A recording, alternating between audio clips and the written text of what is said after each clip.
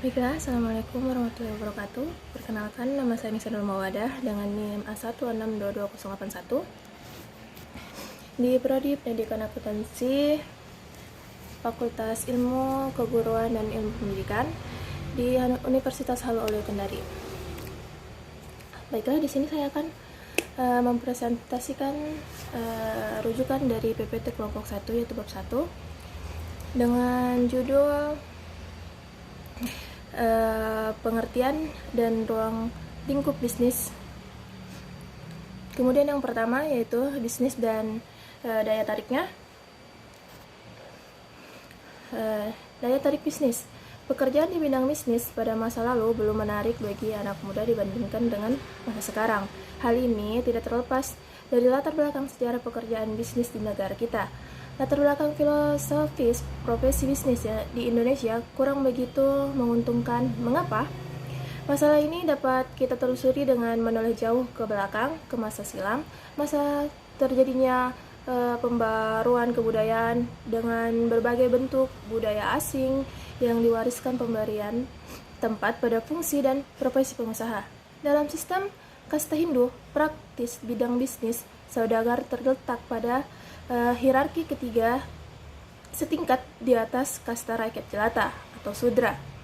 Kemudian ulama dan pamong raja atau birokrat menduduki ranking lebih tinggi dari saudagar. Kemudian kegiatan perdagangan di negara kita mulai banyak dikenal sebagai masuknya para pedagang Arab yang beragama Islam sambil menyebarluaskan ajaran Islam di kalangan penduduk. Kemudian perkembangan pula pada zaman penjajahan Belanda dengan FOC-nya, banyak faktor psikologis yang membentuk sikap negatif masyarakat sehingga mereka kurang berminat terhadap profesi bisnis, antara lain sifat agresif, ekspansif, bersaing, egois, tidak jujur, kikir, sumber penghasilan tidak stabil, kurang terhormat, pekerjaan rendah, dan sebagainya. Landasan filosofis inilah yang menyebabkan rakyat Indonesia tidak terlalu termotivasi terjun ke dunia bisnis. Kita tertinggal jauh dari negara tetangga yang seakan-akan memiliki spesialisasi dalam profesi bisnis. Mereka dapat mengembangkan bisnis secara besar-besaran, mulai dari industri hulu sampai ke industri hilir, meliputi usaha jasa, perbankan, perdagangan besar atau grosir, perdagangan eceran besar atau department store atau swalayan, eceran kecil seperti retail, eksportir, importir, dan berbagai bentuk usaha lainnya dalam berbagai jenis komoditi. Kemudian kita masuk di faktor-faktor kontinuitas bisnis adalah 1. Likuiditas, yaitu kemampuan bisnis membayar utang-utang pada saat jatuh tempo. Likuiditas juga berarti mampu menjaga kelancaran proses produksi agar suplai hasil produksi lancar. Yang kedua, solvabilitas, yaitu berusaha agar modal sendiri atau aset bisnis lebih besar dari utangnya. Kemudian soliditas, yaitu kemampuan bisnis untuk memperoleh kepercayaan dari masyarakat. Kepercayaan meliputi moral pengelola bisnis, dapat dalam berjanji, dan percaya dalam bidang keuntungan. Kemudian yang keempat, rentabilitas, yaitu bisnis mampu memperoleh keuntungan yang layak, tidak merugi. Terus yang terakhir adalah creditworthiness, artinya bisnis dipercaya sebagai layak memproduksi kredit atau pinjaman. Jika kelima faktor kontinuitas dijaga, maka bisnis yang dijalankan akan berkembang secara meyakinkan agar modal sendiri atau aset bisnis lebih besar dari utangnya. Kemudian kita masuk di pengertian bisnis. Apa yang dimaksud dengan bisnis sudah banyak diungkapkan oleh berbagai ahli. Melihat pada asal katanya, bisnis berasal dari bahasa Inggris yang berarti perusahaan, urusan atau usaha. Misalnya the grocery business, perusahaan sayur mayur, atau it's not your business, ini bukan urusanmu, atau this store is going out of business, toko ini akan menghentikan usahanya. Hugs and Kapoor menyatakan business is the origin, the part of individuals to produce and sell for a profit the goods and service that satisfy society needs. The general term business refers to such have within associated with an industry. Maksudnya, bisnis ialah suatu kegiatan usaha individu yang terorganisasi untuk menghasilkan dan menjual barang dan jasa yang berusaha menggunakan uang dan waktu dengan menanggung risiko dalam menjalankan kegiatan bisnis tersebut. Entrepreneur untuk menjalankan kegiatan bisnis, maka entrepreneur harus mengkombinasikan 4 macam sumber, yaitu material, human, finansial, dan informasi. Yang kedua, kita masuk pada sejarah perkembangan bisnis. Pada masa dulu, kegiatan bisnis ini dilakukan pada tingkat keluarga secara tertutup. Keluarga pada saat itu menanam tanaman guna memenuhi kebutuhan bahan makanan, membuat pakaian sendiri, membuat rumah sendiri dengan bantuan tetangga, dan sebagainya. Usaha mereka terbatas hanya pada bidang yang sangat kecil. Pada saat itu, belum terpikirkan oleh mereka untuk membuat usaha yang bersifat komersial dengan meminjam modal untuk produksi berskala besar. Kemudian muncul revolusi industri yang membawa perubahan secara drastis, dan sangat penting adanya mesin uap menimbulkan perubahan pada pertanian yang tadinya menggunakan bajak dengan tenaga sapi, kerbau, sekarang diganti dengan traktor dan bulldozer yang bertenaga luar biasa. Kemudian muncul pula tenaga kerja yang mulai menerima upah. Dengan demikian, penghasilan keluarga bertambah dan mereka mampu membeli barang lain dan dibuat oleh orang lain pula. Akhirnya, ekonomi bertumbuh pesat dan memberi peluang berkembangnya pabrik-pabrik, perdagangan besar, perdagangan eceran, dan perusahaan jasa baik perorangan ataupun persekutuan dengan menggunakan skill. Lalu kita masuk di yang ketiga, yaitu mengapa bisnis penting. Semua manusia mempunyai kebutuhan yang serba aneka, dan kebutuhan ini harus dipenuhi, yaitu berupa kebutuhan akan makanan, pakaian, dan perumahan. Dalam istilah populer, kebutuhan akan sandang, pangan, dan papan, mulai dari bentuk sederhana sampai ke bentuk yang mewah, canggih, dan sangat mahal dengan segala perlengkapannya. Demikianlah kebutuhan manusia bersifat tidak terbatas, yang dapat dipuaskan dengan uang yang dimilikinya, dan semua kebutuhan ini dipenuhi melalui kegiatan bisnis. Jadi salah satu tujuan utama dari bisnis ialah untuk memenuhi kebutuhan dan keinginan atau needs and wants manusia.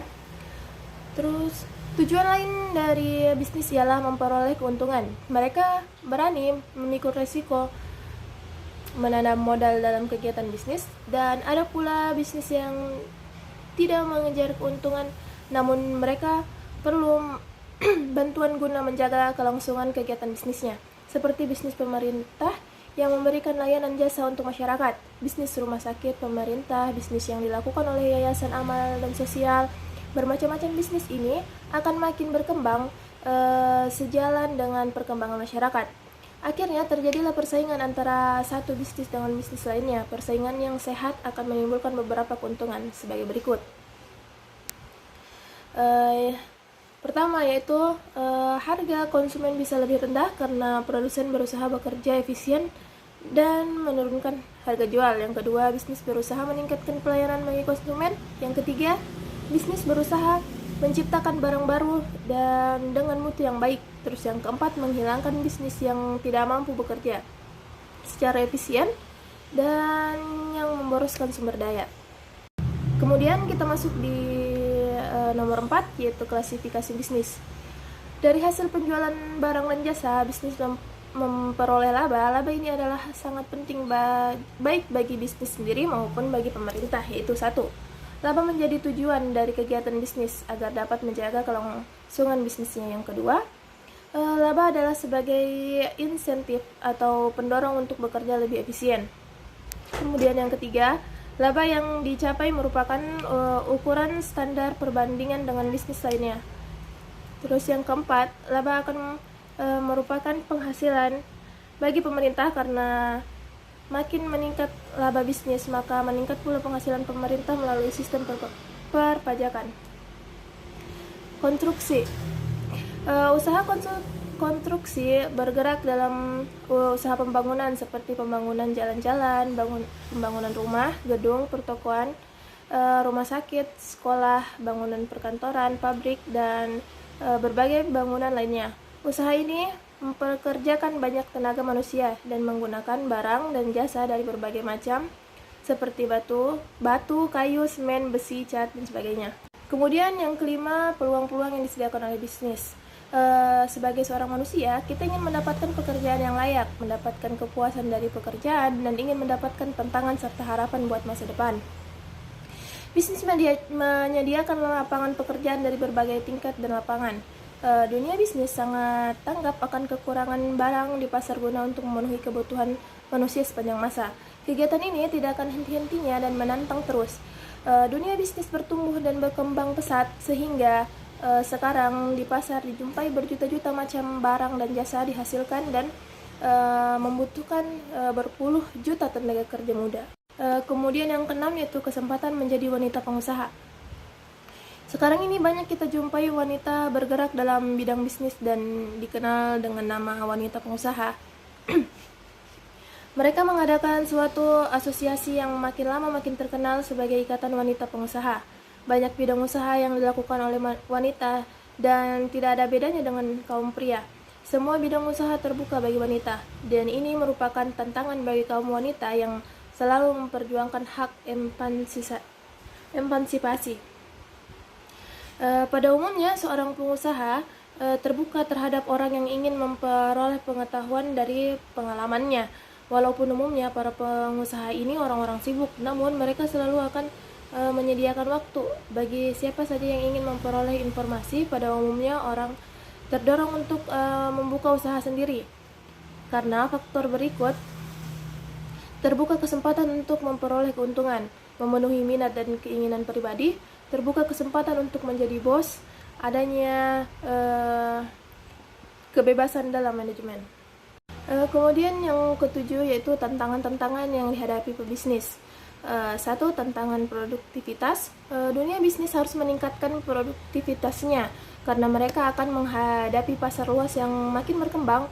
Usaha peningkatan produktivitas ini dapat dilakukan dengan cara satu,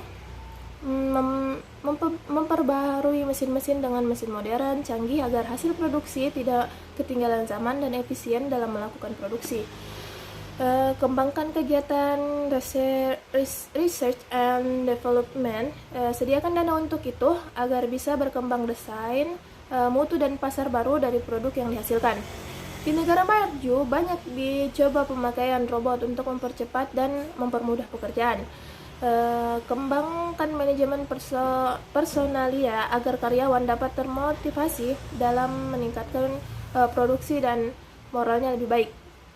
Libatkan karyawan dalam pengambilan keputusan. Kemudian yang kedua yaitu tantangan kualitas.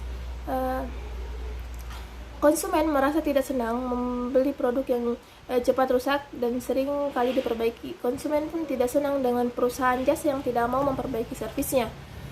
Kemudian perusahaan yang baik kadang-kadang menunjuk seorang kepala bagian atau seorang wakil direktur urusan kualitas. Meningkatkan mutu berarti membuat sesuatu menjadi lebih baik dan tingkat efisien pun menjadi lebih baik pula. Perbaikan kualitas ini tidak menyangkut produk saja, namun juga mencakup seluruh bagian dan tingkat dalam perusahaan. Kemudian yang terakhir yaitu tantangan pasar global. Satu, persaingan global makin lama makin meningkat. Oleh sebab itu, produktivitas dan kualitas produk harus ditingkatkan agar dapat menghadapi persaingan global tersebut. Dilihat dari aspek lain, tantangan bisnis datang dari satu, the demographic and culture challenge. Ini menyangkut pertambahan penduduk dan struktur usia penduduk saat ini di masa yang akan datang. Kemudian yang kedua, the environmental challenge. Tantangan lingkungan terutama menyangkut masalah polusi, air, dan udara. Kemudian the social responsibility and challenge. Dunia bisnis dihadapkan pada tanggung jawabnya terhadap masyarakat. Pertama, proses produksi harus selalu menjaga kelestarian lingkungan. Kemudian produksi yang dihasilkan harus bermanfaat bagi konsumen, jangan sampai membahayakan konsumen. Kemudian yang terakhir yaitu the technology challenge. Teknologi adalah hasil perkembangan ilmu pengetahuan yang membuat proses produksi makin lama makin canggih. Dunia bisnis mengeluarkan banyak biaya untuk melakukan penelitian terhadap kemungkinan perkembangan teknologi baru dan dampak sebuah teknologi baru terhadap teknologi yang ada. Demikianlah presentasi yang bisa saya bawakan, kurang dan lebihnya mohon dimaafkan. Saya akhiri dengan ucapan Assalamualaikum warahmatullahi wabarakatuh.